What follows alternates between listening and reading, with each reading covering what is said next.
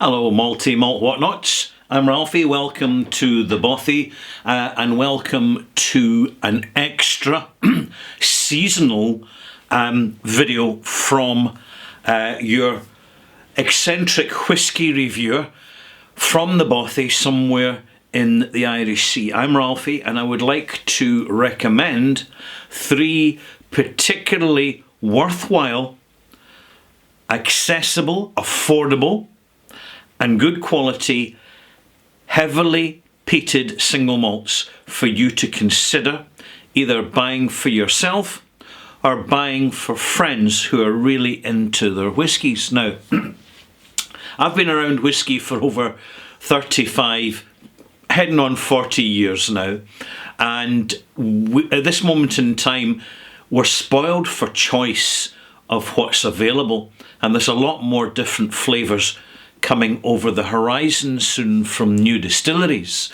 all around the world, not just in Scotland. But I've picked out 3 Scotch single malt whiskies that, if you consider buying them, they're going to offer good money, good value for the money you pay. If you're buying in Britain, I can't speak for Canada and Norway because you always seem to pay over the odds there for whatever you buy.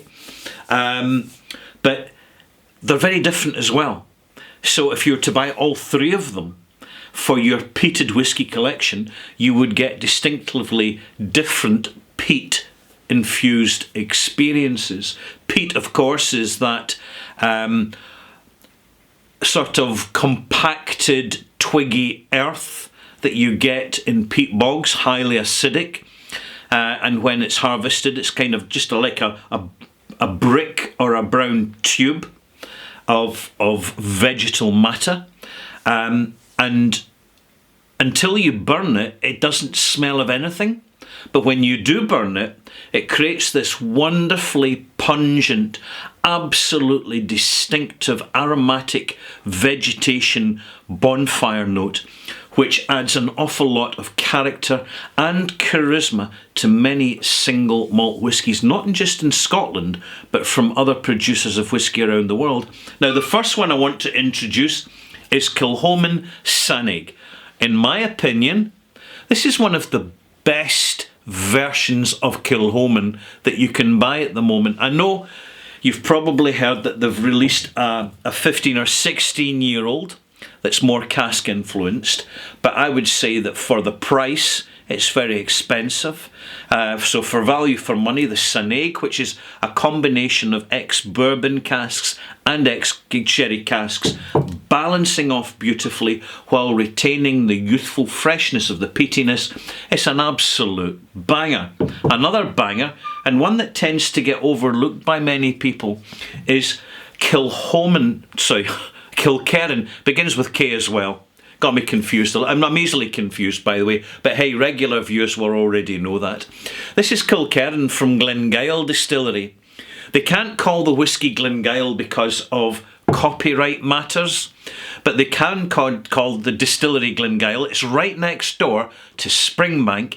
It's owned by Springbank, the most iconic single malt whisky producing distillery in the world, bar none. It's the reason I really bump up Springbank. It's a very simple reason.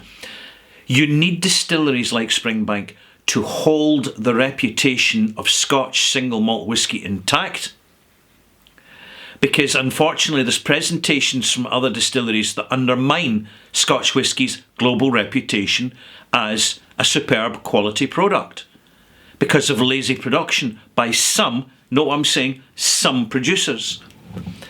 Springbank are exceptional. They produce great whisky. It's in high demand, but do you know what?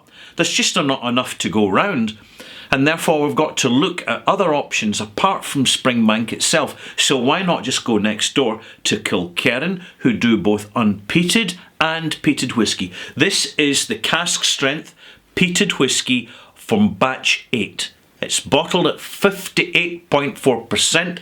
It's youthful, superbly well made, pungent, aromatic, and has got loads of character. This is a very well made whisky, and you can still find it on the shelves of shops. And concluding, Something very, very different. These two whiskies are different from one another. You can easily tell them apart.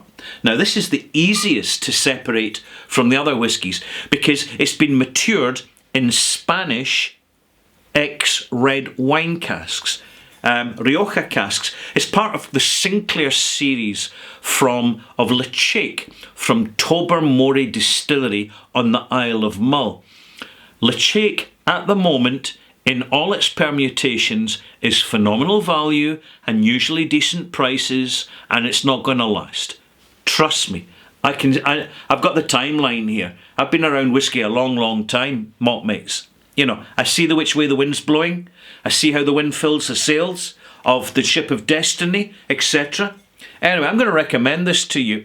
Very good value, an interesting, characterful, well-made single malt whiskey with red fruit notes in amongst that youthful, gregarious, vital peatiness.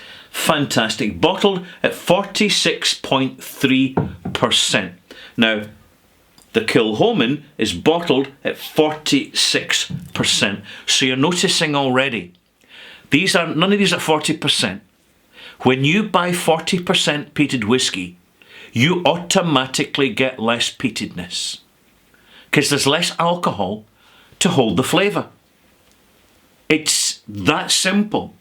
So look for your higher strength, integrity delivering single malts when it comes to peat. And don't look for big age statements. Look for the younger stuff. The younger the malt, the more vital, the more elemental, the more intact the peat component is because of its nature. Because of its molecular structure, it breaks down quite quickly over the years in the cask due to oxidisation and the process of maturation. And I want you to be aware of that. I'm Ralphie, recommending 3 banger peated whiskies for you seeing in the new year and getting you right into 2024. Pop back again because I've got other reviews coming along very, very shortly to keep you right.